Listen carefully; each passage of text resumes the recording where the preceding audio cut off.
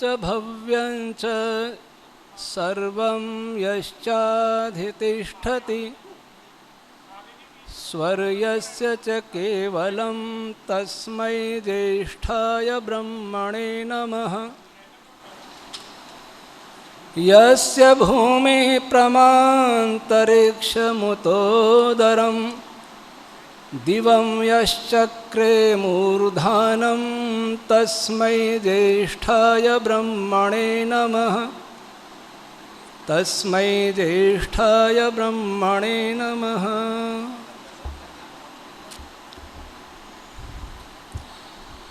आज के कार्यक्रम के संयोजक आदरणीय डॉक्टर राजेंद्र पेंसिया साहब, जिन्होंने मुझे यहाँ आमंत्रित किया, उनका बहुत बहुत धन्यवाद, आभार। भारत के ऐतिहासिक नगर आगरा के सभी गणमान्य प्रबुद्ध जन और यहाँ दूर से भी आए हुए हैं, पंजाब, भटिंडा से, गोरखपुर से, फर्रुखाबाद से, मध्य प्रदेश से, उन सभी का और युवा पीढ़ी का मैं हार्दिक अभिनंदन करता हूँ।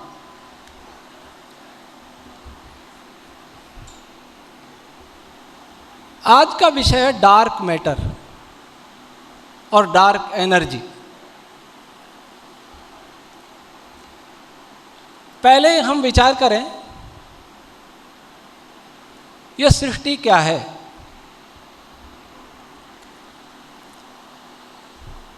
आप यहां देख रहे हैं, वर्तमान भौतिकी सारा ब्रह्मांड अणुओं से बना है। वैदिक भाषा में हम उन्हें अणु नहीं कह सकते, आज की भाषा में कहते हैं और मॉलिक्यूल कहते हैं फिजिक्स में। तो सारा ब्रह्मांड मॉलिक्यूल से बना है।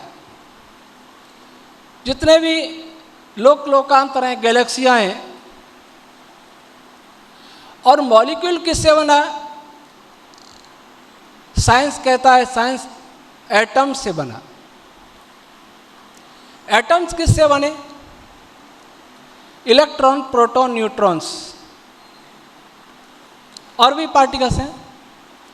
लेकिन प्रोटॉन, न्यूट्रॉन किससे बने? वर्तमान फिजिक्स कहता है क्वार्क्स।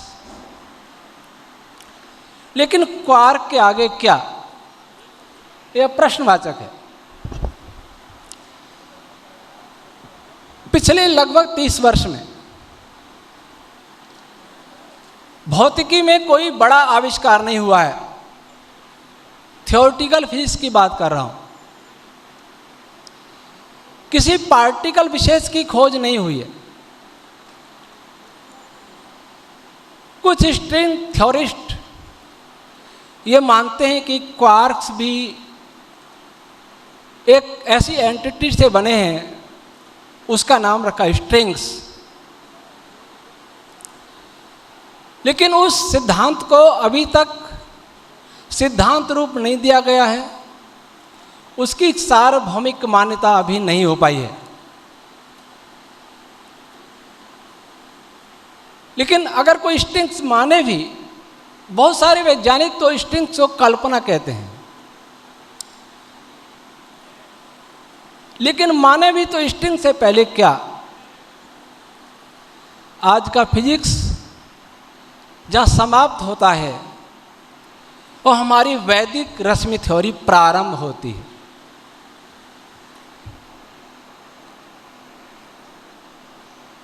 आप देखें, ये जो नाम लिखे हैं, क्वार्क अप है, डाउन है, या दूसरे पार्टिकल ग्लूऑन्स हैं, हिग्स बोसॉन, जिसकी खोज का दावा 2012 में किया था, जिनेवा में महाप्रयोग हुआ था। विश्व के 70 देशों के लगभग 8000 वैज्ञानिक और इंजीनियरों ने मिलकर के एक बड़ा प्रयोग किया था और दावा यह किया गया कि हिग्स बोसॉन मिला है और हिग्स के कारण मास आया। इस प्रकार से बहुत सारे पार्टिकल है। अगर मैं पूछूं, साइंस के यहाँ विद्यार्थी भी हैं, प्रोफेसर्स भी हैं, इलेक्ट्रॉन और पॉजिट्रॉन दोनों फंडामेंटल पार्टिकल हैं आज की फिजिक्स की दृष्टि में।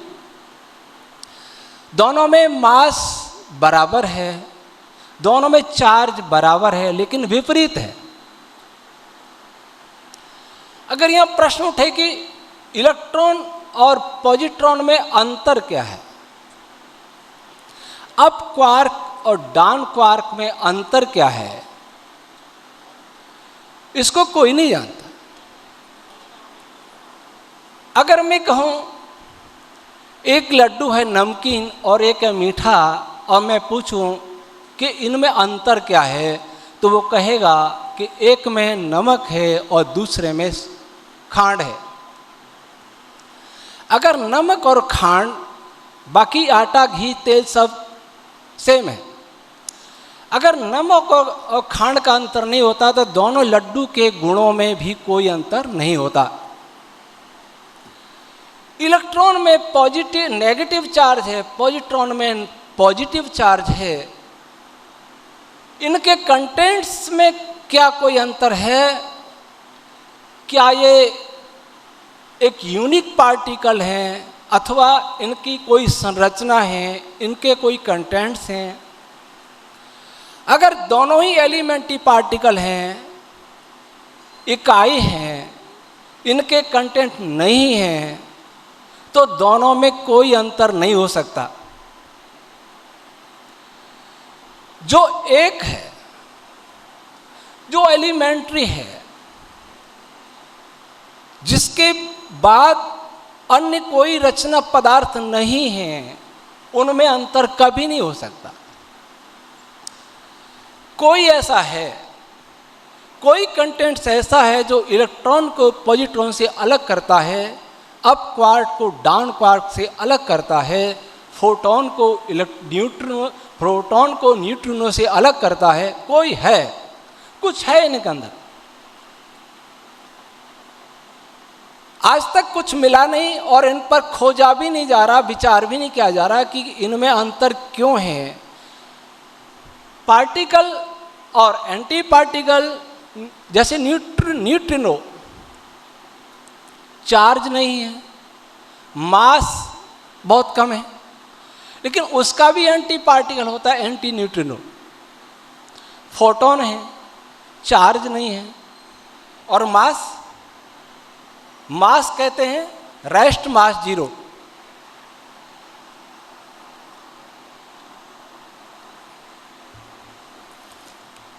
फिजिक्स वाले ध्यान देंगे, रेस्ट मास 0 किसका? फोटोन का। और फोटोन कभी रेस्ट में रहता नहीं। फोटोन कभी रेस्ट में रहता नहीं, और पढ़ाया जाता है कि इसका रेस्ट मास 0 है। इसका अर्थ क्या हुआ? कि फोटोन में मास है, क्योंकि वो गति करता है। रेस्ट में 0 है, लेकिन गति करते समय उसमें मास है। तो फोटोन को भी एंटी फोटोन, उनमें अंतर क्या है? न्यूट्रिनो एंटी न्यूट्रिनो में स्पिन का भेद है। अगर स्पिन विपरीत है तो उनमें डिफरेंस क्या है? कुछ अंदर है जो स्पिन में भेद कर रहा है, कुछ अंतर है जो चार्ज में भेद कर रहा है, कुछ अंतर है जो उसके गुणों में भेद कर रहा है। तो इसका अर्थ ये हुआ कि इनमें से कोई भी पार्टिकल एलिमेंट्री पार्टिकल नहीं है, एलिमेंट्री पदार्थ नहीं है। फिर ये किससे बने? इसका उत्तर संसार में किसी के पास नहीं। मैं केवल पार्टिकल की बात नहीं कर रहा, इससे भी आगे की बात करता हूं। स्पेस 2017 में अमेरिका के 3 वैज्ञानिक नोबेल पुरस्कार मिला था और हमने उन तीनों वैज्ञानिकों से, नोबेल फाउंडेशन से, नासा से, सर्न से, दुनिया के 27 देशों की टॉप 40 यूनिवर्सिटियों के फिजिक्स डिपार्टमेंट से 9 प्रश्न पूछे थे। उनमें एक प्रश्न यह भी था, थोड़ा ध्यान दीजिए, जनरल रिलेटिविटी आइंस्टीन के कहती है कि बहुत भारी मैसिव ऑब्जेक्ट, गैलेक्सी, बहुत बड़ा तारा, उसके पास स्पेस कर्व होता है, जिसके कारण प्रकाश की किरणें एक उस कर्व होती हुई आती हैं। क्यों कर्व होता है? चार्ज को इंटरैक्ट करता है, पॉजिटिव प्रतिकर्षित करेगा, नेगेटिव प्रतिकर्षित करेगा और पॉजिटिव नेगेटिव आकर्षित करेगा, इंटरैक्शन हुआ।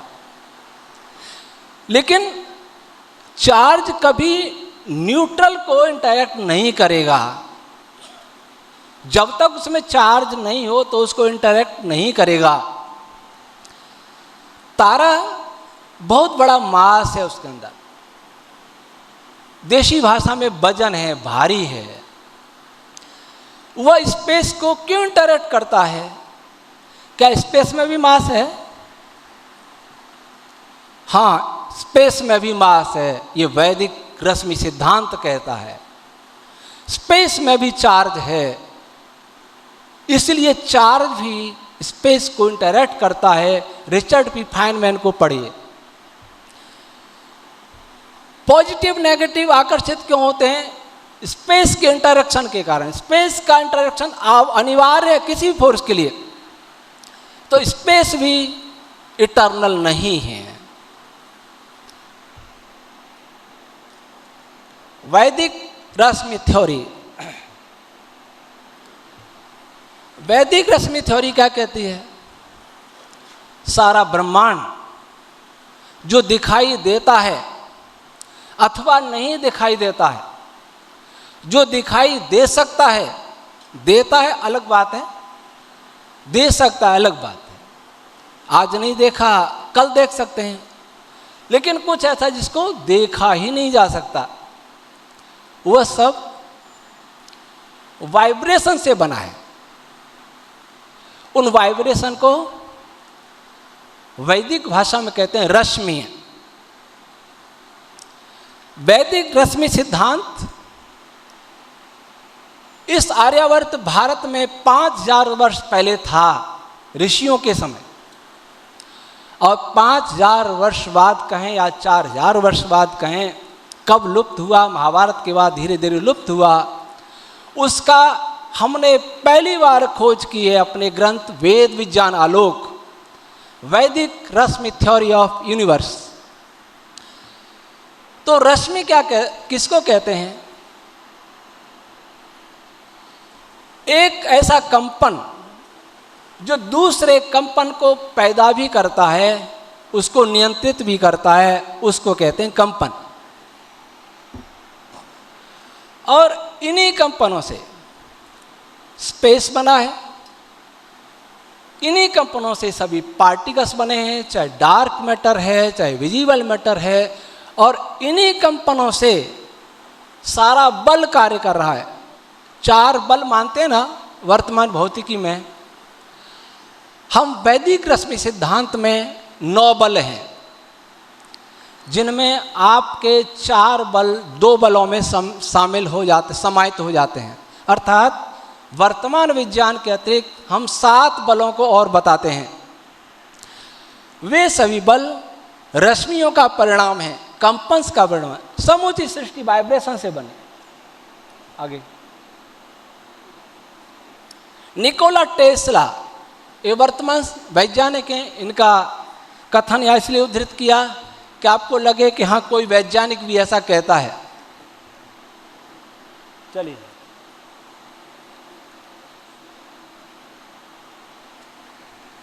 वो कंपन क्या है? ध्वनि तरंग है। समूची सृष्टि वेद मंत्रों से बनी है। ये मैं आगरा नगर में पहली बार कह रहा हूं, शायद आपने पहले ये नहीं सुना होगा। वेद न केवल हिंदुओं का है, न भारत का है, न इस पृथ्वी का है। वेद एक खगोलीय ग्रंथ है, कॉस्मोलॉजिकल ग्रंथ है।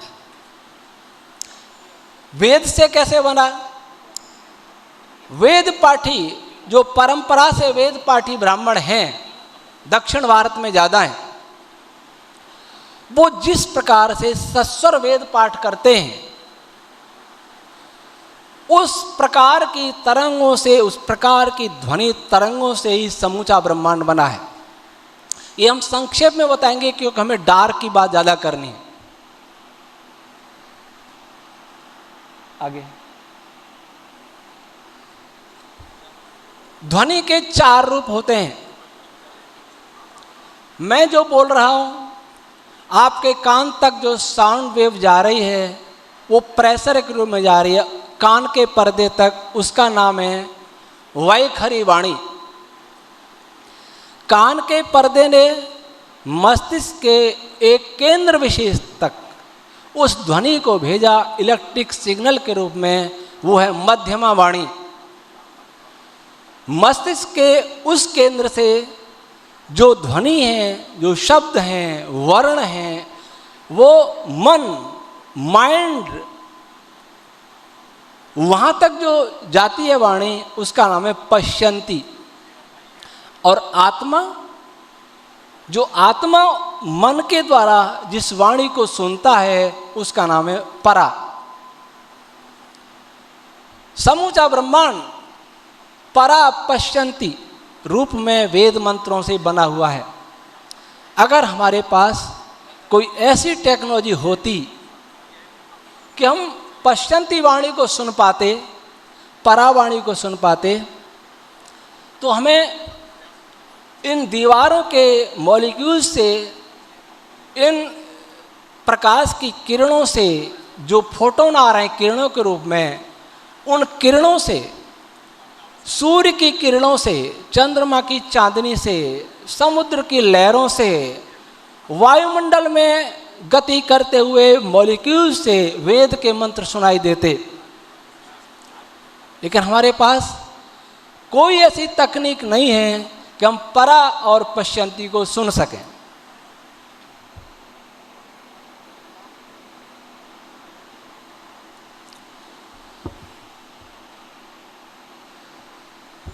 सबसे पहले जो पदार्थ भरा होता है, वर्तमान विज्ञान नहीं जानता कि इस ब्रह्मांड की प्रारंभिक अवस्था क्या है।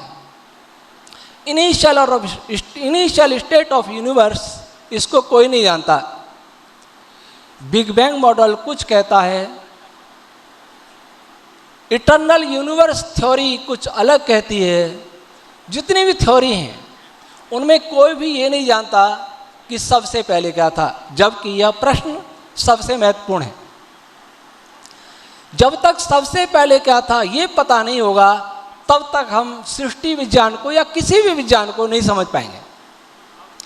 इस हॉल के बनने से पहले यहाँ भूमि पर क्या था, जब तक ये पता नहीं होगा, तब तक हम ये नहीं जान पाएंगे कि हॉल कैसे बना था। तो सबसे पहले जो पदार्थ था, उसमें एक वाइब्रेशन, सबसे पहले जो वाइब्रेशन उत्पन्न होती है परा रूप में। कौन सा रूप? परा, जो मन से आत्मा ग्रहण करता है। उस सबसे पहले ध्वनि है ओम, या ओम वाइब्रेशन। इस प्रकृति जो इनिशियल स्टेट ऑफ यूनिवर्स है, इसको स्पंदित करता है, और उस स्पंदन से युक्त उस प्रकृति का नाम है महत। ओम इस सारी सृष्टि का बीज है, महत अंकुर है, और महत की अगली स्टेट अहंकार और मन है। उसके बाद ये आपके प्राण और वेद मंत्रों रूपी रश्मियां हैं, और उसके बाद पंच महाभूत और ये सारे पार्टिकल्स पैदा होते हैं। संक्षेप चलिए, बिगनिंग प्रोसेस ऑफ क्रिएशन।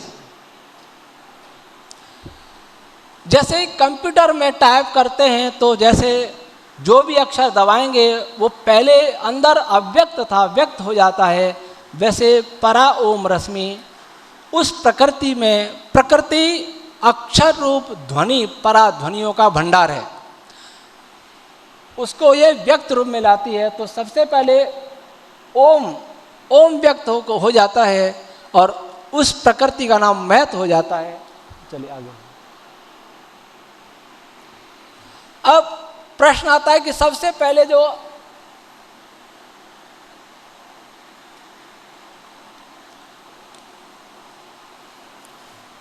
वर्तमान विज्ञान अधिकांश कहता सबसे पहले क्या था,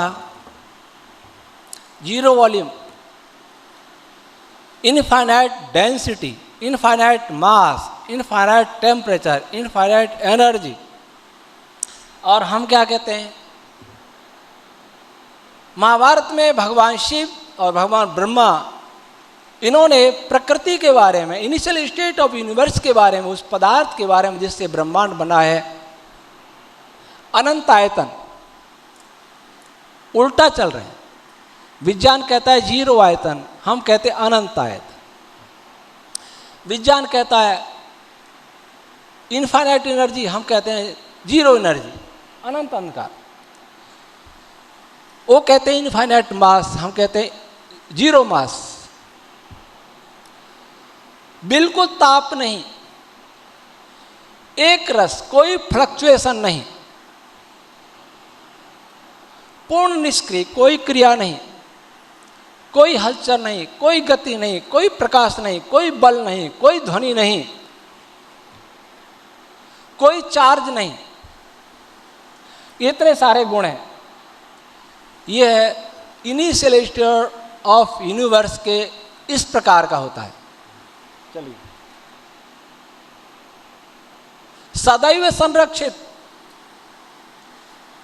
भगवान मनु ने लिखा, आसीदिदं तमोभूतम अप्रज्ञातमलक्षणम अप्रतर्क्यम अभिज्ञेयम प्रसुप्तमिव सर्वतः। आसीतिदम, अंधकार से ढका, अप्रज्ञातमभूतम, अप्रज्ञातम, जिसको कभी ठीक प्रकार से जाना नहीं गया और न जाना जा सकेगा, न ठीक प्रकार से जिस पर पूरी तरह से तर्क कर किया जा सकता है, नहीं किया जा सका है, सोया हुआ था। चलिए आगे करें। इसमें प्रकृति के 3 गुण हैं, सत्व रज तम। ये इन तीनों की साम्य अवस्था, इसकी पूरी व्याख्या नहीं करेंगे, नहीं तो असुर पदार्थ रह जाएगा, वो डार्क मैटर। आगे चलिए।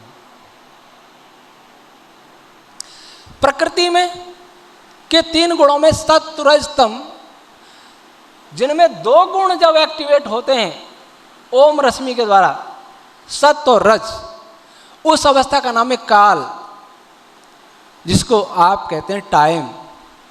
कोई नहीं जानता टाइम क्या है, यह काल। और काल ही सारी सृष्टि का निर्माण करता है, यह बीज है। काल ही सारी सृष्टि का प्रलय करता है, बीज है। ओम रश्मि सीधे ओम परमात्मा से नियंत्रित और प्रेरित है। इस प्रकार काल सीधे परमात्मा से नियंत्रित प्रेरित है। ध्यान रहे, चेतना के बिना कोई भी क्रिया नहीं हो सकती। आज का चेतना की बात आते ही वर्तमान विज्ञान के लोग कहते हैं कि साइंस नहीं है, लेकिन मैं स्पष्ट घोषणा करता हूं कि जब तक चेतना का अस्तित्व नहीं माना जाएगा तब फिजिक्स की समस्याएं इसी प्रकार रहेंगी, उनको कोई समाधान नहीं कर सकता। बहुत सारी समस्याओं का समाधान चेतना के द्वारा ही होता है। मैं किसी अंधविश्वास की बात नहीं कर रहा, एक ऐसी चेतन शक्ति जो सर्वव्यापक है, शाश्वत है, निराकार है, सर्वशक्तिमान है, सर्वज्ञ है। बिना चेतना के गति नहीं, कुछ लोग क्या कहते हैं कि गति तो पार्टिकल का एक स्वाभाविक गुण है, पार्टिकल बिना गति के रह ही नहीं सकता। हाँ, मैं मानता हूं, पर पार्टिकल तो पैदा ही नहीं हुआ उस समय। जैसे हमने पार्टिकल की गति का प्रारंभ होते नहीं देखा, इसलिए हम कहते हैं गति कभी पैदा नहीं हुई। जैसे हमने पृथ्वी को घूमते हुए प्रारंभ होते नहीं देखा, इसलिए हम कहते हैं कि पृथ्वी की गति इटर्नल है। बात गलत है। न पृथ्वी इटर्नल है, न पृथ्वी की गति इटर्नल है। खेत में खड़ी हुई एक गाय रोड पर चलते हुए किसी गाड़ी को चलता हुआ देख ले, चलते हुए देखे, लेकिन न रुकते देखे, न स्टार्ट होते देखे, वो कह दे कि ये तो इटर्नल है इसकी गति।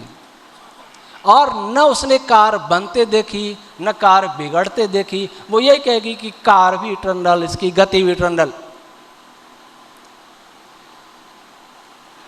इसी प्रकार की भूल साइंस से हो रही है।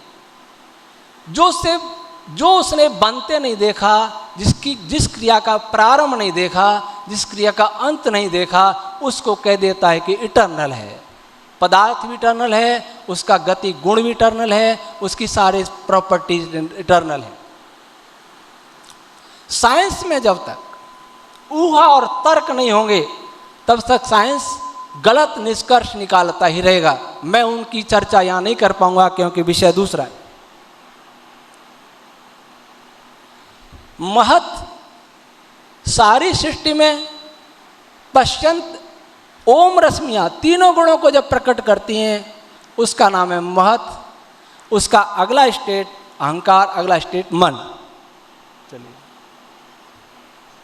समुद्र में जैसे स्पंदन है, वैसे प्रकृति में स्पंदन महत तत्व है, फिर मन में स्पंदन है, उसके बाद आगे की क्रियाएं शुरू होती हैं, उनको कहते हैं रश्मियां, छंद रश्मियां, वेद मंत्र। ये केवल नाम देख लीजिए आप, क्योंकि हम डार्क मैटर पर चलेंगे। रश्मियां कई प्रकार की होती हैं, उसके कई वर्गीकरण हैं। चलिए,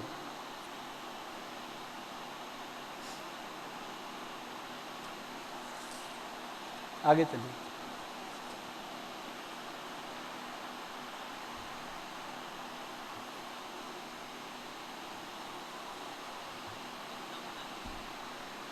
नाम तो पढ़ लेंगे। सूत्रात्मा, ये 11 प्राण है, प्राइमरी प्राण। वैसे सेकंड जनरेशन है रश्मियों का। सूत्रात्मा, हाँ चलिए। धनंजय, प्राण, अपान, व्यान, उदान, समान, नाग, कूर्म, कृकल, देवदत्त, धनंजय, ये पढ़ सकते हैं। ये दूसरा थर्ड जनरेशन रश्मियों की, ये सभी साउंड वेव है। आगे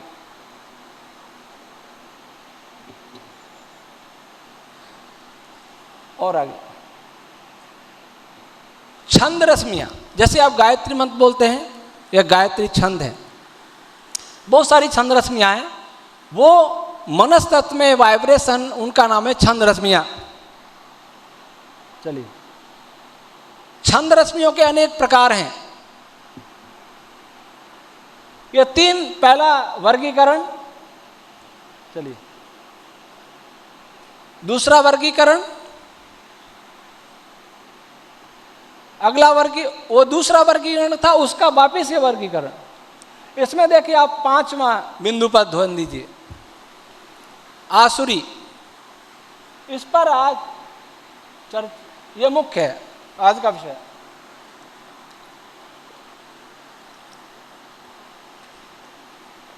चलिए,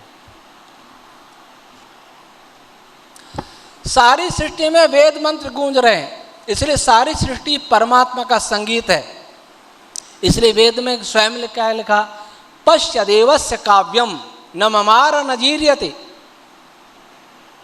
आगे, आकाश इन वाइब्रेशन से, जैसे दही में वाइब्रेशन होने से मक्खन आ जाता है, वैसे मनस तत्व में वाइब्रेशन होने से स्पेस की उत्पत्ति होती है। उसके बाद फोटॉन्स और दूसरे पार्टिकल्स की उत्पत्ति होती है, जिनको आज एलिमेंट्री पार्टिकल कहा जाता है। उसके बाद ग्रह और तारे, चलिए महाप्रलय, चलो ये संक्षेप में हमारा सृष्टि क्रम। आगे चलिए, चलो डार्क मैटर। वर्तमान भाषा में डार्क मैटर किसको कहते हैं ये विचारणीय है।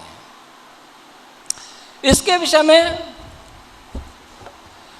कोई भी ठीक नहीं जानता, पर इतना कहते हैं कि सृष्टि में जो भी हम जानते हैं अथवा जान सकते हैं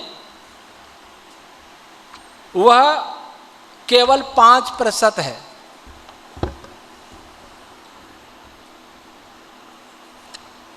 इस सृष्टि में 2 प्रकार के पदार्थ हैं। एक ऐसा है जो दृश्य पदार्थ है, वैदिक भाषा में उसको कहते हैं देव पदार्थ।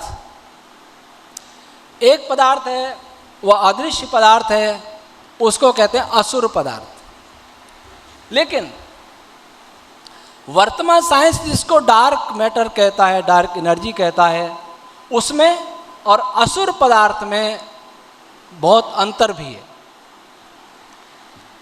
मैं भाभा एटॉमिक रिसर्च सेंटर में 2004-5 से कई बार गया, और मैं जब भी किसी वैज्ञानिक से पूछता था कि डार्क मैटर क्या होता है, तो वो मजाक में कह देते थे कि स्वामी जी डार्क को डार्क ही रहने दो।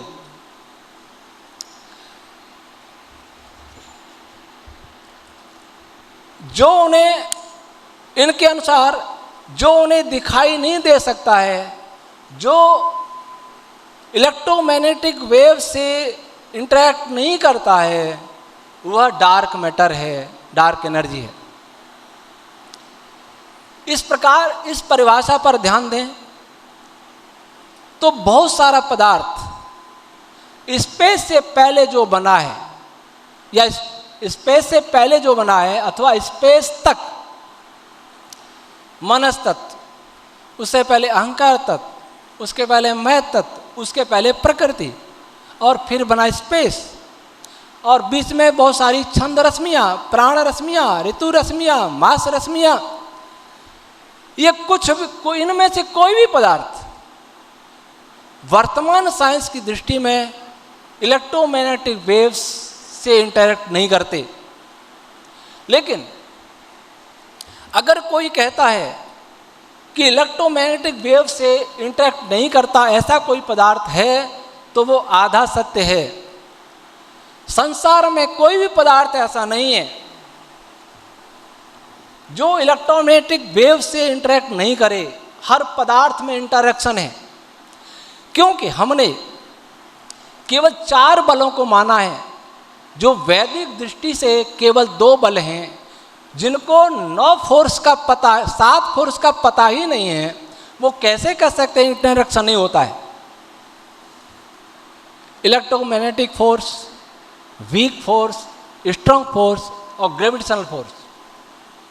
इसके अलावा 7 फोर्स हम बताएं, उसमें से कोई फोर्स लग रहा हो तो वैज्ञानिकों को क्या पता। केवल एक पदार्थ ऐसा है जो किसी को इंटरैक्ट नहीं करता है, लेकिन फिर भी वो सबको प्रेरित करता है, उसका नाम है काल, टाइम। मैं टाइम की बात नहीं करूंगा क्योंकि टाइम अंग्रेजी भाषा का शब्द है, और ये टाइम शब्द का अर्थ क्या है मुझे नहीं पता। फिजिक्स वाले, अंग्रेजी भाषा के विद्वान इस पर सोचें कि टाइम शब्द का अर्थ क्या होता है। सन, SUN, सन, सूर्य, इस सन का अर्थ क्या होता है, जबकि संस्कृत और हिंदी में सूर्य का अर्थ क्या होता है हम बता सकते हैं। सूर्य का अर्थ संस्कृत में होता है सरति गच्छति सर्वैहि लोकैहि सह सुवति प्रेरयति सर्वान् लोकान्। अर्थ क्या अर्थ हुआ? जो सभी लोकों को, ग्रह उपग्रहों को लेके सरकता हुआ चलता है, उसको सूर्य कहते हैं। जो सभी ग्रह उपग्रह लोगों को उत्पन्न और अपने ग्रेविटेशन फोर्स से प्रेरित करता है, उसको सूर्य कहते हैं। लेकिन SUN का क्या अर्थ होता है मैं नहीं जानता, आप लोग विचार करें। वैसे ही टाइम किसको कहते हैं आप विचार करिए, इसलिए मैं टाइम शब्द का प्रयोग नहीं करूंगा, काल शब्द का प्रयोग करूंगा। जो सबको प्रेरित करता है वह काल है। अब डार्क मैटर, वर्तमान विज्ञान तो जैसा मैं कह रहा था, स्पेस की उत्पत्ति तक जो भी पदार्थ बने वे सभी वर्तमान विज्ञान की दृष्टि में डार्क मैटर ही माने जाएंगे, डार्क एनर्जी ही माने जाएंगे। पर उनकी डार्क एनर्जी हमारी असुर ऊर्जा में भी बहुत अंतर है। हम इनसे आगे की बात करते हैं। डार्क मैटर की अवधारणा कहाँ से आई? वैज्ञानिकों ने पाया कि सृष्टि में जो भी गैलेक्सियां घूम रही हैं या गैलेक्सी के अंदर तारे जो घूम रहे हैं अपनी कक्षाओं में, उन सबका जो मास है वो वास्तव में उससे अधिक मास होना चाहिए, जब भी गैलेक्सियों के सभी तारे समान गति से घूम सकेंगे। इस द्रव्यमान मास में अंतर देखा तो उन्होंने लगा कि बहुत सारा पदार्थ ऐसा ब्रह्मांड में भरा हुआ है जो हमारी दृष्टि में नहीं है। वो एक ही इंटरेक्शन करता है, ग्रेविटेशनल। वो ग्रेविटेशनल प्रभाव तो डालता है, अन्य कोई प्रभाव नहीं डालता, उसका नाम है डार्क मैटर। ये उनका विचार था। वास्तव में उनकी कल्पना थी कि सेंटर के पास जो भी तारा होगा, गैलेक्सी का सेंटर है, उसके निकटतम जो तारा होगा वो तेजी से घूमेगा और धीरे धीरे उनकी गति कम होती जाएगी। लेकिन ऐसा नहीं हुआ। देखने में आया कि वो सभी की गति समान है। तो इसका कारण उन्होंने समझा कि कोई ऐसा पदार्थ है जो सारे में फैला हुआ है। मुझे लगता है कि यह सोच भी बहुत उचित नहीं है। मान लीजिए गैलेक्सी के सेंटर पर बहुत ज़्यादा ग्रेविटेशन होता ही है, और उसके निकट जो भी पदार्थ स्पेस में भरा है वो अधिक डेंस होगा, अधिक सघन होगा। अधिक सघन होगा तो उसकी गति कम होनी चाहिए अथवा अधिक होनी चाहिए। केपलर का नियम तो ये कहता है कि जो निकटतम अपना ग्रह है वो ज़्यादा तेजी से चलता है, दूर वाला कम चलता है, वो ठीक है। लेकिन गैलेक्सी में ऐसा नहीं होता। आप विचार कीजिए, आप वायुमंडल में ज़्यादा तेजी से उड़ पाएंगे या वायुमंडल के ऊपर जाकर के अधिक तेजी से उड़ पाएंगे? आप विचार कीजिए। वायुमंडल में पदार्थ की सघनता है, वायुमंडल के ऊपर पदार्थ की विरलता है। मैं समझता हूँ विरलता में आपकी गति ज़्यादा होगी। पानी और सघन है, उसमें गति आपकी और कम होगी। तो कहीं ऐसा तो नहीं है कि पदार्थ की सघनता के कारण गैलेक्टिक सेंटर के पास वाले तारे की गति जो तेज होनी चाहिए थी वो कम हो जाती है और सभी तारों की गति इस प्रकार से समान हो जाती है। वास्तव में गैलेक्टिक सेंटर क्या होता है, उसमें क्या क्या पदार्थ हैं उसके आसपास, ये वैज्ञानिकों को पूरी तरह जानकारी नहीं है। हम ये आगे बताएंगे। वैज्ञानिकों के अनुसार 71.4% डार्क एनर्जी है और 24% डार्क मैटर है और शेष 4.6% दृश्य पदार्थ। शतपथ ब्राह्मण में महर्षि याज्ञवल्क्य जी महाराज ने लिखा, कनीयसा एव देवा जायसा असुरा, अर्थात देव पदार्थ कम है, असुर पदार्थ अधिक है। आप कहेंगे कि असुर पदार्थ अधिक है, इसका क्या अर्थ है? इसके लिए एक ब्राह्मण ग्रंथकार ने कहा कि जो मन है, मन की इस माइंड की बात नहीं कर रहा, जो सारी सृष्टि में भरा हुआ है उसको भी असुर कहा गया। जिसमें प्राण रमण करते हैं, जो प्राणों में रमण करता है उसको भी असुर कहते हैं। लेकिन असुर और पदार्थ भी हैं जिनकी हम चर्चा आगे करेंगे। हमारे यहाँ डार्क को असुर कहा है, प्रकाशित नहीं हो सकता, जो प्रकाशित नहीं होता। लेकिन फिर भी एक बात यहाँ यह भी स्पष्ट करना चाहूँगा कि इस ब्रह्मांड में कोई भी पदार्थ ऐसा नहीं है जो पूरी तरह अप्रकाशित हो। पूरी तरह प्रकाशित केवल और केवल प्रकृति है, जो पदार्थ की मूल अवस्था है, जिसकी हम चर्चा कर चुके थे। पहली ओम रश्मि के उत्पन्न होते ही दीप्ति सूक्ष्म प्रकाश की उत्पत्ति हो जाती है। लेकिन सूक्ष्म प्रकाश की उत्पत्ति का अर्थ यह नहीं है कि फोटोन पैदा हो गया। फोटोन लगभग 6 स्टेज के बाद पैदा होता है। वर्तमान विज्ञान फोटोन और एलिमेंट्री पार्टिकल कब पैदा होते हैं, कैसे पैदा होते हैं, कोई जानकारी नहीं है। उनकी वो इनिशियल स्टेट में ही आ जाते हैं, लेकिन हमारे यहाँ 6 स्टेज के बाद पैदा होते हैं। तो दीप्ति का अर्थ, सूक्ष्म प्रकाश का अर्थ फोटोन नहीं है। गायत्री छंदों से महर्षि पिंगल ने छंद शास्त्र लिखा है। उन्होंने सभी छंदों के रंग बताए। गायत्री छंद का रंग है श्वेत वर्ण। ये आपकी श्वेत किरणें आ रही हैं। श्वेत किरणें, श्वेत रंग इस ब्रह्मांड में जहाँ भी होगा वहाँ गायत्री मंत्र का वाइब्रेशन अवश्य होगा। ये गायत्री मंत्र हो ये आवश्यक नहीं है, और भी बहुत सारे गायत्री छंद हैं। इस ब्रह्मांड में जहाँ भी लाल वर्ण होगा वहाँ त्रिष्टुप छंद वेद के अवश्य विद्यमान होंगे। इस ब्रह्मांड में जहाँ भी गौर वर्ण है वहाँ जगती छंद, वेद मंत्र में आप देख सकते हैं ऊपर छंद लिखा रहता है, जगती मंत्र अवश्य होंगे। इस ब्रह्मांड में जहाँ भी नीला रंग है वहाँ पंक्ति छंद रश्मियाँ अवश्य होंगी।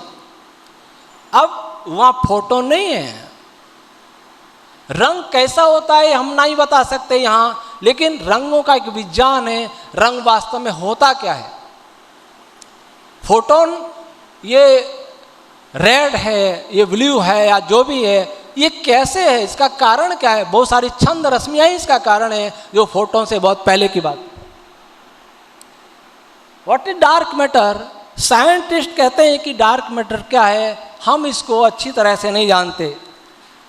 बहुत कम, अच्छी तरह से नहीं, लगभग नहीं जानते। ये but no one knows exactly what makes up this mysterious stuff. तो ये मिस्टीरियस है, मिस्ट्री है। चलिए आगे। अब वैदिक विज्ञान की दृष्टि में डार्क मैटर। अब यहां महर्षि तित्र ने तैते ब्राह्मण में लिखा, उभये वा एते प्रजापते रध्य सृज्यंत देवाश्य असुराश्य। जब मनस तत्व बनता है, मन बनता है, मन जो सारी सृष्टि में भरा हुआ है, उससे 2 प्रकार के पदार्थ उत्पन्न होते हैं, एक देव पदार्थ, एक असुर पदार्थ। देव पदार्थ उन पदार्थों का नाम है जो आगे चल के विभिन्न प्रकार के लोकांतरों का निर्माण करने वाले हैं। असुर पदार्थ वे पदार्थ हैं जिनसे किसी भी लोक का निर्माण नहीं होता, लेकिन सृष्टि में उनकी क्या आवश्यकता होती है हम आगे चर्चा करेंगे। इसमें देव पदार्थ कम है और असुर पदार्थ अधिक हैं। ये लिखा मैत्राणी संहिता 4.7.5। फिर महर्षि याज्ञवल्क्य ने कहा असुर पदार्थ में 2 चीज होती हैं, माया और तम। असुर पदार्थ में एक तो अंधकार होता है और एक माया होती है। माया किसको कहते हैं? माया का अर्थ महर्षि दयानंद सरस्वती ने किया प्रज्ञापिका विद्युत। एक प्रश्न उठता है, आगे प्रश्न आएगा। 11 बहुत बड़े प्रश्न वैज्ञानिकों ने उठाए हैं। मेरे पास एक लेख है livescience.com से, the 11 biggest answered questions about dark matter. उसमें एक प्रश्न ये भी आता है जो आगे आएगा कि क्या इनमें इलेक्ट्रिक चार्ज होता है। हाँ, डार्क मैटर में इलेक्ट्रिक चार्ज भी होता है, लेकिन चार्ज होता क्या है इसको कम लोग, इसको वर्तमान साइंस नहीं जानता। आज नहीं, मैं 11वीं क्लास का विद्यार्थी था तो रुड़की विश्वविद्यालय के फिजिक्स डिपार्टमेंट के हेड से मैंने पत्र लिख करके पूछा था विद्युत आवेश क्या होता है, धनावेश और ऋणावेश में अंतर क्या होता है।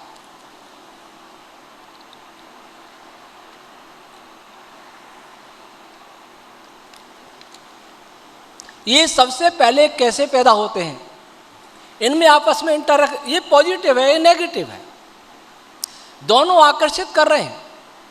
इनके बीच में क्या है, कौन सी इंफॉर्मेशन, कहते हैं वर्चुअल फोटॉन्स। वे कहां से आ गए, वैक्यूम एनर्जी से। वैक्यूम एनर्जी का है किसी को पता नहीं। ये प्रश्न उस समय भी था और आज उस बात को 40 वर्ष से अधिक हो गए, आज तक इस प्रश्न का उत्तर जो मैंने 42-43 साल पहले पूछा था, आज भी किसी के पास उत्तर नहीं है कि चार्ज क्या होता है, विद्युत आवेश क्या होता है, विद्युत आवेश कैसे उत्पन्न होता है, क्यों इंटरेक्शन होता है, इसका पूरा क्रिया विज्ञान मैकेनिज्म आज तक भी नहीं पता है। लेकिन वो हमने वैदिक रश्मि सिद्धांत में बहुत विस्तार से समझाया कि चार्ज क्या होता है, उनमें कैसे इंटरेक्शन होता है, बहुत लंबा विषय है। तो इलेक्ट्रिसिटी या चार्ज होता क्या है, हमें ये पढ़ाया जाता है कि पॉजिटिव नेगेटिव दो चार्ज होते हैं, बात ठीक है, लेकिन केवल इतना ही विद्युत नहीं है। विद्युत वह पदार्थ है, वह गुण है, जब किसी पदार्थ में इंटरेक्शन का प्रारंभ होता ही है उसका नाम है विद्युत। ग्रेविटी भी वैदिक भाषा में विद्युत ही है, पॉजिटिव नेगेटिव नहीं है, उसका नाम है हमारी वैदिक भाषा में वैकुंठ इंद्र। सूक्ष्म विद्युत, सुस्त विद्युत, दुर्बल विद्युत, जहां भी इंटरेक्शन है वहां विद्युत है। उन विद्युत के रूपों को अभी तक खोजना शेष है। क्या न्यूट्रॉन में चार्ज नहीं होता, न्यूट्रॉन में कहेंगे क्वार्क्स हैं, क्या फोटोन में चार्ज नहीं होता, जो मैंने अभी कहा फोटोन में पॉजिटिव चार्ज है नेगेटिव चार्ज है, चार्ज ही नहीं होता। चार्ज नहीं होता तो चार्ज पार्टिकल इलेक्ट्रॉन से इंटरेक्ट कैसे करता है, क्यों उसमें जाता है, वो कैसे इलेक्ट्रॉन को उसको आकर्षित करता है। जिसमें मास नहीं है उसको पृथ्वी आकर्षित करेगी कैसे, तो जिसमें चार्ज नहीं है उसको चार्ज पार्टिकल इलेक्ट्रॉन कैसे आकर्षित करेगा।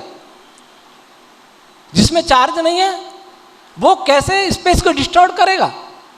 तो चार्ज आकाश में भी है, चार्ज फोटोन में भी है, चार्ज डार्क मैटर में भी है, परंतु वो चार्ज न पॉजिटिव है न नेगेटिव है, वो स्पेशल चार्ज है। उसकी कैटेगरी आगे खोजनी पड़ेगी। अगर वेद विज्ञान आलोक का आप लोग अध्ययन करेंगे तो वो भी कैटेगरी आप बना सकते हैं। तो ईश्वर ने इस डार्क मैटर में दो गुण दिए, एक तो वो अंधकार वाला है और एक विद्युत आवेश युक्त है। पर फिर कहूँगा पॉजिटिव भी नहीं नेगेटिव नहीं, स्पेशल चार्ज। अगर ऐसा नहीं होता तो जो कहते हैं कि डार्क मैटर इन सारी गैलेक्सियों को धारण करता है, ग्रेविटेशन का प्रभाव डालता है।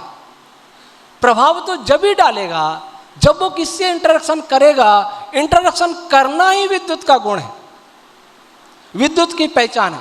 इसलिए डार्क मैटर में चार्ज होता है। और फिर काटक संहिता में तेसुरा मनस्वितारा आसन अमनस्वितारा वे देवा, जो असुर पदार्थ है उसमें मनस तत्व की मात्रा अधिक होती है और देव पदार्थ में मनस तत्व की मात्रा कुछ कम होती है, लेकिन देव पदार्थ में वाक तत्व रश्मियों की मात्रा अधिक होती है और दृश्य पदार्थ में वाक तत्व अर्थात रश्मियों की मात्रा अधिक होती है। फिर संहिता में लिखा देवा वै यद यज्ञ कुर्वत तद असुरा अकुर्वत। देव पदार्थ विजिबल मैटर जब यज्ञ करता है, यज्ञ का अर्थ संयोग, वियोग, जुड़ना, कॉम्बिनेशन। सारी सृष्टि कॉम्बिनेशन से बनी है, इंटरैक्शन से बनी है। अगर कॉम्बिनेशन का गुण नहीं होता, संयोग का गुण नहीं होता, वियोग का गुण नहीं होता, तो सृष्टि की रचना हो ही नहीं सकती, कोई पार्टिकल भी नहीं बनता। क्योंकि पार्टिकल से सूक्ष्म जो पदार्थ हैं उनमें जब तक इंटरैक्शन नहीं होगा, आकर्षण नहीं होगा, तब तक पार्टिकल का निर्माण नहीं हो सकता। इसलिए यहाँ लिखा कि देव पदार्थ भी यज्ञ करते हैं, असुर पदार्थ भी यज्ञ करते हैं। अब आप कहेंगे असुर पदार्थ यज्ञ नहीं करते हैं क्योंकि उनसे लोक नहीं बने, उनसे कोई डार्क मैटर का कोई सूर्य नहीं है, डार्क मैटर के कोई ग्रह नहीं है, डार्क मैटर की कोई गैलेक्सी नहीं है, डार्क मैटर के कोई उपग्रह नहीं है। लेकिन डार्क मैटर इनको होल्ड करता है। होल्ड करना, धारण करना इस बात का सूचक है कि डार्क मैटर में बल है, डार्क मैटर में ऊर्जा है। बिना बल ऊर्जा के मैंने ये इसको धारण किया, इसका अर्थ यह है कि मुझ में ऊर्जा है, मुझ में बल है। यदि मुझ में ऊर्जा नहीं हो, मुझ में बल नहीं हो, तो मैं इस बोतल को नहीं पकड़ सकता हूँ, एक तिनके को भी नहीं पकड़ सकता हूँ। इससे सिद्ध हुआ डार्क मैटर में फोर्स भी है, डार्क मैटर में ऊर्जा भी है। इसलिए और डार्क मैटर क्या करता है, इन प्रमाणों में बताते चलते हैं कि जब इंटरैक्शन होता है, ये आगे शायद आएगा, आगे आएगा ना, ये तो इसको हम आगे बताएंगे। जब ये डार्क मैटर जब लोक नहीं बनाता तो डार्क मैटर की उपयोगिता क्या है सृष्टि में, वो आगे आएगा। महर्षि दयानंद ने असुर पदार्थ का अर्थ किया रूप रहितो वायु। महर्षि दयानंद वो व्यक्तित्व हैं जो 5000 वर्ष बाद सबसे पहले उन्होंने वैदिक साइंस के रहस्यों को अपने वेद भाष्य में उद्घाटित किया। उन्हीं संकेतों के आधार पर मैंने वेद विज्ञान आलोक ग्रंथ लिखा और उसी के आधार पर पिछले 5000 वर्षों में इस किसी भी ब्राह्मण ग्रंथ की वैज्ञानिक व्याख्या हुई। और वो वैज्ञानिक व्याख्या आज के फिजिक्स से लगभग 100 वर्ष आगे है। ये मैं आपको ही नहीं कह रहा, मैंने भारत सरकार के साइंस टेक्नोलॉजी डिपार्टमेंट के हेड, वहाँ के मेन साइंटिस्ट और वहाँ के मंत्री डॉक्टर हर्षवर्धन जी को भी कहा कि हमारे पास जो साइंस है वो 100 वर्ष आगे है। चलिए, अब डार्क मैटर ये कितने प्रकार का होता है? वर्तमान साइंस क्या कहता है? डार्क मैटर पहले तो कहता है ये रहस्य, मिस्ट्री है, और फिर कहता है ये 2 प्रकार का, एक प्रकार का हॉट और दूसरे प्रकार का कोल्ड। न्यूट्रिनो को भी डार्क मैटर कहा जाता है, उसको कहते हैं हॉट डार्क मैटर। न्यूट्रिनो के विषय में बहुत कुछ तो जाना गया है। भारत में भी न्यूट्रिनो ऑब्जर्वेटरी है और फिर भी उसको डार्क मैटर कहते हैं। उसके गति को जानते हैं, उसके मास को जानते हैं। और दूसरा है cold dark matter, WIMPs, weak interaction वाले पार्टिकल्स। और फिर आगे और भी उन्होंने बातें की, एक्सियन से कल्पना की कि इनसे बना है डार्क मैटर। अर्थात कुल मिला के उनका डार्क मैटर 2 प्रकार का है। लेकिन हमारा डार्क मैटर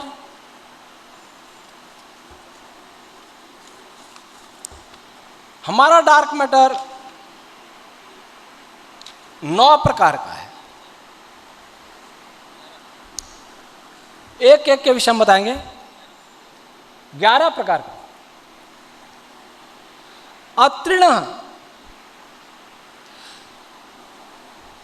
पहले इसके बारे में थोड़ा समझा दें कि जैसे दो कणों में संयोग होने वाला है, पॉजिटिव नेगेटिव, इसकी प्रक्रिया क्या है।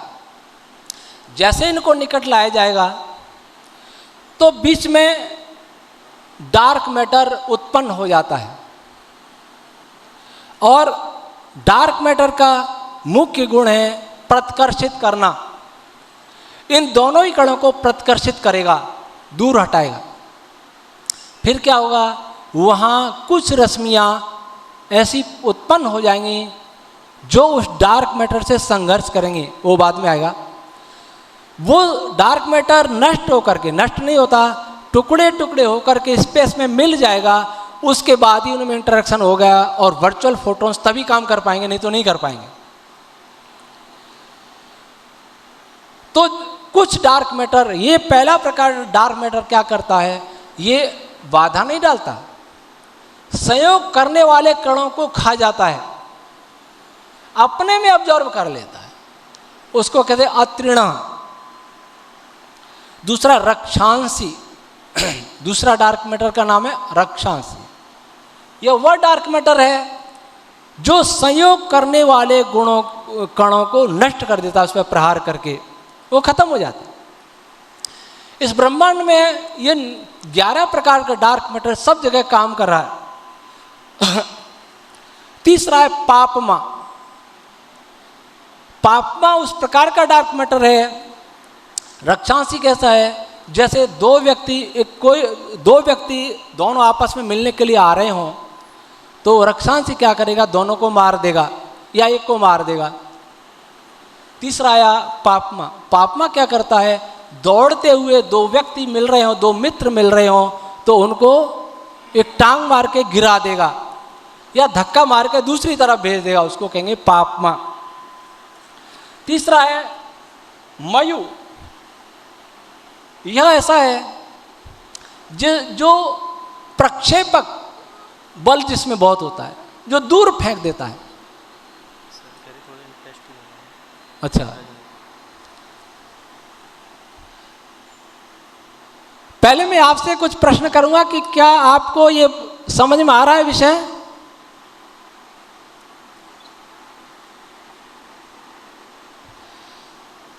हाँ, चलिए। समझ में नहीं आ रहा है, बहुत कम आ रहा है, थोड़ा सरल करने की कोशिश करते हैं। दो व्यक्ति मिलने जा रहे हों और एक बड़ा पहलवान आ जाए और एक को धक्का मार के बहुत दूर गिरा दे फुटबॉल की तरह, तो उनका सहयोग, उनकी मित्रता खत्म हो जाएगी, वो नहीं मिल पाएंगे। ये चौथा प्रकार का। एक होता है किल्बिश। वो डार्क मैटर क्या करता है कि किसी कण पर प्रहार करके उसमें कोई दोष पैदा कर दे, रोग पैदा कर दे। दो व्यक्ति मिल रहे हों और एक उनको रोकने वाला व्यक्ति असुर तत्व आ जाए। आज समाज में, देश में, विश्व में बहुत असुर तत्व हैं, वो आकर के किसी में एक सुई चुभो दें, रोग पैदा, ताकि वो जा ही नहीं सके। अगला द्विषंतम, जो दोनों को दूर करना चाहता है। और एक ऐसा होता है जो किसी कण को ले जाके भाग जाता है। दो मित्र मिल रहे हैं, उसमें एक बड़ा पहलवान आएगा, एक को गोद में उठा के दूर ले जाएगा, उनकी दोस्ती खत्म। और एक होता है वृत्र। वृत्र कैसा होता है, जब किसी बहुत बड़े तारा, जैसे सूर्य था जिस समय इसका निर्माण हो रहा था, और सूर्य के साथ सारे ग्रह आदि जो बड़ा आलोक था उसका निर्माण हो रहा था, उसको एक पदार्थ घेरे रहता है। और घेरे रहता है, जब विस्फोट होता है तब वो पदार्थ का घेरा हटता है और उस पर बाहर से रश्मियां प्रहार डालती हैं, तो विस्फोट होता है और विस्फोट से ग्रह आदि अलग होते हैं। दस्यु भी एक प्रकार का, जैसे डाकू, लूटना, उसके कुछ भाग को छीन लेना। जैसे क्वार्क में मान लीजिए कुछ स्ट्रिंग्स हैं, एक उसमें टक्कर मार के कुछ पदार्थ को निकाल ले तो वो संयोग नहीं कर पाएगा, काम का नहीं रहेगा। और सपत्न जो हमेशा उनको, जो संयोग करने वाले उनको लड़ा दे आपस में। 11 प्रकार का डार्क मैटर हमारे वैदिक रश्मि में है। चलिए, क्या हम डार्क मैटर को डिटेक्ट कर सकते हैं? अभी तक डिटेक्ट हुआ नहीं है। और दूसरी बात, वैज्ञानिकों को ये आग्रह करना भी नहीं चाहिए कि जो डिटेक्ट नहीं होता वो पदार्थ नहीं है। डिटेक्ट करने की हमारी अपनी सीमाएं, साइंस की अपनी सीमाएं।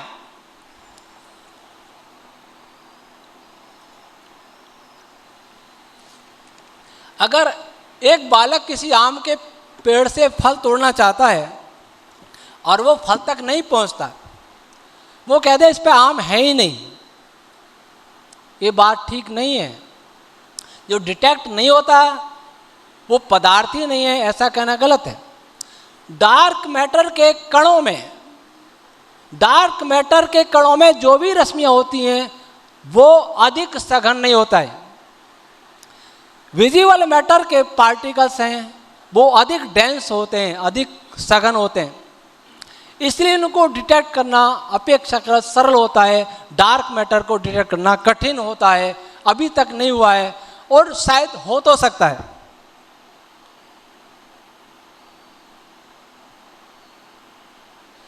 क्या डार्क मैटर में एक से अधिक पार्टिकल हैं? विम्स और एक्सियन तो इन्होंने भी कहे, न्यूट्रिनो ने भी कहा, हाँ एक से अधिक पार्टिकल संभव है, क्योंकि डार्क मैटर कई प्रकार से बनता है। मैं थोड़ा प्रकार बता दूं कि डार्क मैटर एक तरह से नहीं बनता। कुछ आप अभी देखा था रश्मियां, आसुरी रश्मियां, सभी पदार्थ, संपूर्ण पदार्थ आसुरी रश्मियों से बना है। गायत्री के 8 प्रकार हैं, मोटे रूप में बताऊं, दैवी, आसुरी, प्राजापत्या, सामनी, आर्ची, ब्राह्मी और एक और याजुषी।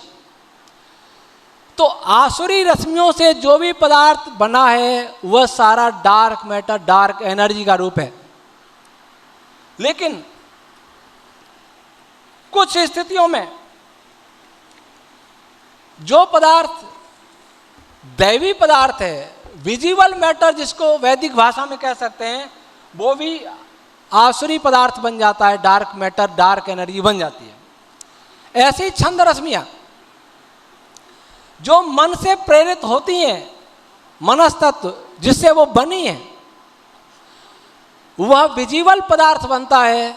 और जो मन से प्रेरित बहुत कम होती है वो डार्क पदार्थ बनता है, चाहे वो एनर्जी हो चाहे मैटर हो।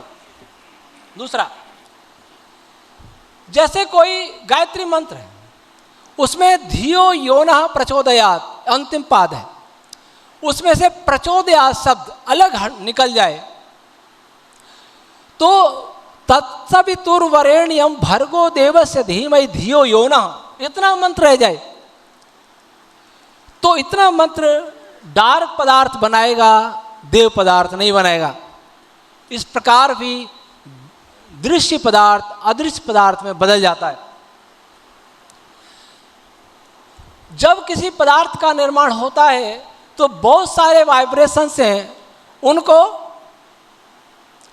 एक वाइब्रेशन कवर करता है। जैसे लकड़ी के गट्ठर को किसी रस्सी से बांधा जाता है, जब तक लकड़ी के गट्ठर को रस्सी से नहीं बांधा जाएगा तब तक उसको कोई सिर पे उठा के, हाथ में उठा के नहीं ले जा सकता। वैसे ही जो छंद रश्मियां, जो वाइब्रेशन किसी एक वाइब्रेशन से कवर्ड नहीं हो, बंधे हुए नहीं हो, तब तक वो इस सृष्टि का निर्माण करने में सहयोग नहीं कर सकते। जो कवर करने वाले वाइब्रेशन है उसका नाम है धाया। जो विजिबल मैटर की रश्मियां हों लेकिन उसको कवर नहीं किया गया हो तो वह भी डार्क पदार्थ बनाएगा। इस सृष्टि में दो प्रकार के पदार्थ हैं। कुछ पदार्थ, कुछ रश्मियां स्त्री रूप व्यवहार करते हैं, कुछ पदार्थ पुरुष रूप व्यवहार करते हैं। अगर इनका संयोग अस्त व्यस्त होगा तो वो डार्क पदार्थ बनाएंगे, भले ही वो विजिबल पदार्थ हैं। तो कई ऐसी कंडीशंस हैं कि विजिबल पदार्थ बनाने वाली रश्मियां डार्क पदार्थ बना लेती हैं, और आसुरी रश्मियों से जो बनता है वो डार्क पदार्थ बनता ही है। क्या डार्क पदार्थ है? ये वैज्ञानिकों के प्रश्न हैं। हाँ, डार्क पदार्थ है। जिसको मनस्तत्ववादी स्पेस कहते हैं वह तो इनकी दृष्टि में डार्क पदार्थ है, लेकिन वास्तव में डार्क पदार्थ भी है जो अंधकार रूप होता है, लेकिन पूर्ण अंधकार किसी भी पदार्थ में नहीं होता। हाँ, डार्क फोर्स, क्या इनमें फोर्स होता है? अवश्य होता है। फोर्स नहीं होता तो इनमें ग्रेविटेशनल प्रभाव दिखाते नहीं। ग्रेविटेशनल फोर्स होता है ये तो स्वयं यही मानते हैं, लेकिन ग्रेविटेशनल फोर्स से पहले भी बहुत सारे फोर्स हैं। एक उदाहरण, मैं थोड़ा समझाने का प्रयास करूंगा कि मैंने इसको गिराया, इस पे ग्रेविटेशनल फोर्स काम कर रहा है, इसके और उसके बीच में क्या हो रहा है, इसको ये कैसे खींच रहा है, क्या इन्फॉर्मेशन यहां से यहां और इधर से इधर जा रही है?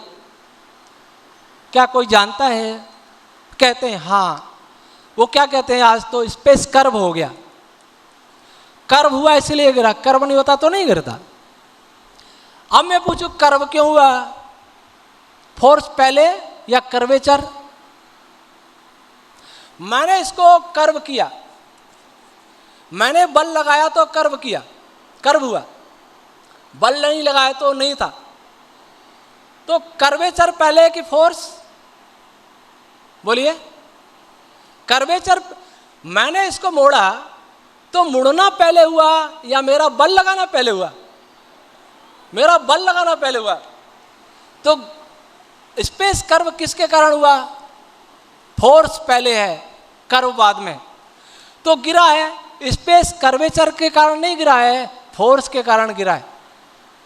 स्पेस कर्वेचर तो उसकी प्रक्रिया का एक भाग है। अब कर्वेचर में क्या होता है? एक ग्रेविटॉन्स की कल्पना की जाती है। हाँ, वास्तव में क्या ग्रेविटॉन्स होता है? हाँ, होता है, अवश्य होता है।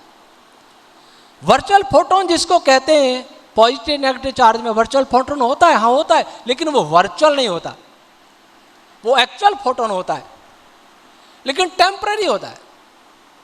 उसको वर्चुअल नहीं कहना चाहिए, वास्तविक है, वो काल्पनिक नहीं है। किसी की आयु कम है, क्या वो काल्पनिक हो गया? कुछ पतंगे ऐसे होते हैं कि घंटों में मर जाते हैं, क्या वो काल्पनिक हो गए? हम 100 साल जीते, क्या हम इसलिए वास्तविक हैं? और कुछ प्राणी ऐसे वो 1000 साल की आयु हमें भी काल्पनिक कह देंगे तो जल्दी मर जाते हैं। ऐसा नहीं है, वर्चुअल शब्द ठीक नहीं है, एक्चुअल फोटोन है। अब यहां से यहां फोटोन जा रहे हैं या ग्रेविटॉन जा रहे हैं? फोटोन तो चार्ज पार्टिकल में, ग्रेविटॉन क्यों आकर्षित होता है? ग्रेविटॉन और इनके बीच में इंटरेक्शन कौन सा? वो अलग फोर्स है। तो डार्क मैटर के पार्टिकल्स में भी फोर्स है।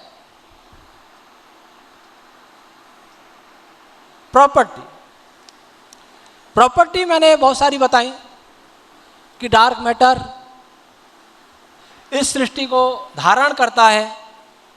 डार्क मैटर में फोर्स होता है, डार्क मैटर में चार्ज भी होता है, डार्क मैटर में मास भी होता है।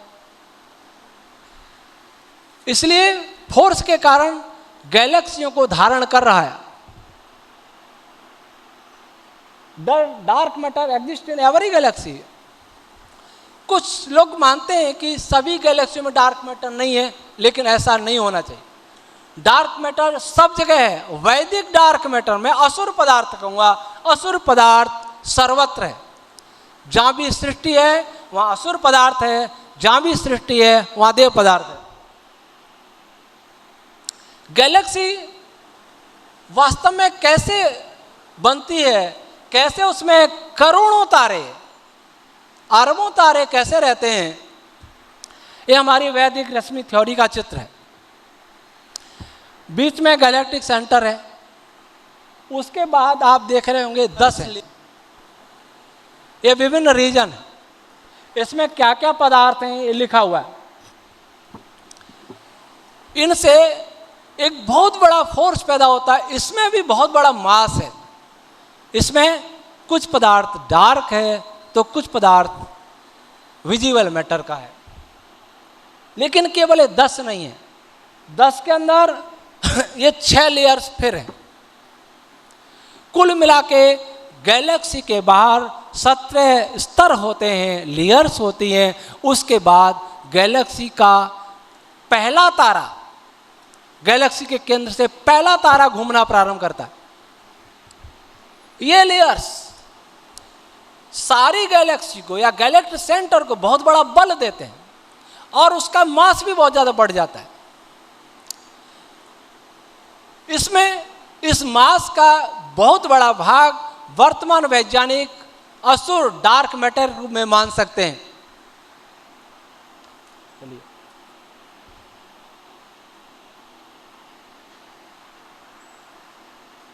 Can ordinary particle decay in dark matter? हाँ, पार्टिकल की बात नहीं करूंगा मैं, रश्मियों की बात करूंगा। विजिबल रश्मियां जिनसे विजिबल मैटर बनता है, वो अनेक परिस्थितियों में, जो मैंने परिस्थिति बताई, वो डार्क पदार्थ में बदल जाती हैं। इसलिए कई पार्टिकल जो विजिबल मैटर के हैं वो कई बार डार्क पदार्थ में बदल सकते हैं, और डार्क पदार्थ भी कई बार विजिबल मैटर में बदल सकता है। What is dark energy? Dark energy के विषय में कहा जाता है, इसकी कल्पना कैसे की गई? स्पेस को एक्सपेंड होते अनुभव किया। कैसे किया? रेड शिफ्ट एडविन हवाले के प्रयोग से शुरू होता है ये खेल। स्पेस एक्सपेंशन तो कहीं कहीं होता भी है, लेकिन जिस स्पेस एक्सपेंशन से बिग बैंग थ्योरी का प्रारंभ होता है वो आधुनिक फिजिक्स का सबसे बड़ा झूठ है। बिग बैंग थ्योरी आज की फिजिक्स का सबसे बड़ा झूठ है। मैं केवल आपको नहीं कह रहा, मैं नोबेल फाउंडेशन को यही बात कही, नासा को यही बात कही, तीनों नोबेल पुरस्कार विजेता जो अमेरिका के, जिनको 9 प्रश्न लिखे थे, उनको भी मैंने ये बात कही कि बिग बैंग थ्योरी आधुनिक फिजिक्स का सबसे बड़ा झूठ है। इसको हम कहीं भी इस पर चर्चा कर सकते हैं। स्पेस एक्सपेंड होता है कि नहीं होता, इस पर आप बहुत सारे आर्टिकल देख सकते हैं। डॉक्टर आभास कुमार मित्रा जो BRC में थे, अभी रिटायर हैं, कॉस्मोलॉजिस्ट हैं, आप देख सकते हैं उनके बहुत सारे आर्टिकल। लेकिन स्पेस एक्सपेंशन होता कब है? जिस समय सूर्य से ग्रह पृथक हुए, उस समय जो विस्फोट हुआ, उस समय तारे जब उसी प्रकार से जब बहुत कई तारे एक साथ बने, उस समय स्पेस बढ़ रहा होता है। उसको भी बढ़ाने वाला है असुर ऊर्जा, जिसको साइंस कहता है डार्क एनर्जी। एक एनर्जी जो विभिन्न लोकों को दूर करती है। हमारे शास्त्रों में आता है कि द्युलोक और पृथ्वीलोक पहले साथ साथ थे, फिर उसको वायु ने दूर किया। वो वायु कौन था? वो आज की भाषा में डार्क एनर्जी कह सकते हैं। तो गैलेक्सी के अंदर ये स्पेस एक्सपेंड होता हुआ आज भी संभव है, दिख सकता है, अनुभव हो सकता है। लेकिन समूचा ब्रह्मांड फैल रहा है, वो भी एक्सेलरेट हो रहा है, समान वेग से नहीं, एक्सेलरेशन। यह फिजिक्स का सबसे बड़ा भ्रम है। स्पेस एक्सपेंड होगा तो हर पदार्थ एक्सपेंड होगा। मान लीजिए इस सारे हॉल को खींचा जाए तो सभी कुर्सियां दूर जाएंगी। लेकिन सारी कुर्सियों के, सारे हॉल के स्पेस को खींचा जाए तो क्या हमारी हड्डी भी दूर नहीं जाएंगी? स्पेस खींचेगा तो क्या हड्डी जिन पार्टिकल से बनी है, क्या वो दूर नहीं जाएंगे? क्या वे पार्टिकल जिन अन्य सूक्ष्म पार्टिकल से बने हैं, क्या वे दूर नहीं जाएंगे? तो किसी पदार्थ का अस्तित्व नहीं रहेगा। इसमें कुछ कहते हैं कि नहीं, वह, मैंने कुछ वैज्ञानिकों से कहा तो वह फोर्स बहुत स्ट्रांग होता है न्यूक्लियस के अंदर, या इलेक्ट्रॉन और न्यूक्लियस के बीच में जो फोर्स था वो स्ट्रांग होता है। मैंने कहा जो बिग बैंग में विस्फोट हुआ था उस समय इनफाइनाइट आप बताते हैं मास, इनफाइनाइट डेंसिटी, क्या उससे भी डेंस है क्या एटम? जिसको बताया जाता है कि जीरो में समाया था, उससे डेंस कोई भी पदार्थ नहीं है, क्योंकि जीरो वॉल्यूम किसी एटम का नहीं है, जीरो वॉल्यूम किसी पार्टिकल नहीं है। जब सारा मटेरियल ब्रह्मांड का जीरो में समा गया या सूक्ष्म एक भाग में समा गया, उससे डेंस कुछ होगा नहीं। अच्छा, हाँ, समय भी हो रहा है। तो यह एक भ्रम है क्या मॉलिक्यूल या एटम इसलिए नहीं बिखरते स्पेस एक्सपेंशन से क्योंकि फोर्स स्ट्रांग, उससे फोर्स स्ट्रांग कभी नहीं हो सकता। इसलिए डार्क एनर्जी क्या है? हाँ, डार्क एनर्जी दो पदार्थों के बीच में दूरी रखने वाला, कहीं कहीं लोगों को दूर रखने वाला, दूर करने वाला जो एनर्जी है वो डार्क एनर्जी है। इस प्रकार से डार्क एनर्जी, डार्क मैटर के विषय में वैदिक विज्ञान और अपनी वैदिक रश्मि थ्योरी के माध्यम से आपको मैंने संक्षेप में समझाने का प्रयास किया। पहले ये जानकारी दे दूं कि हमारे विषय में ज़्यादा जानने के लिए हमारी वेबसाइट vedicphysics.org देखिएगा। वैदिक फिजिक्स नाम से यूट्यूब चैनल है, उसे देखिएगा, सैकड़ों वीडियोज हैं।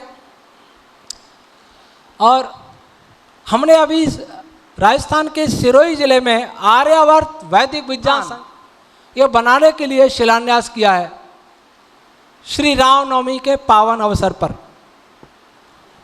अभी यूट्यूब के माध्यम से जुड़ सकते हैं, पहले समझिए, और जब हमारा संस्थान शुरू हो जाएगा तो हमारे पास अच्छे छात्र पढ़ने के लिए भी आ सकते हैं। Thank you sir. अभी यूट्यूब चैनल देखिए, ठीक है, वैदिक फिजिक्स। आपने इतनी देर तक इस कठिन विषय को सुना, उसके लिए मैं आप सबका बहुत बहुत धन्यवाद करता हूं। और यहाँ के संयोजक डॉक्टर राजेंद्र पेंसिया जी का बहुत बहुत धन्यवाद। आप सबका बहुत बहुत आभार, अभिनंदन।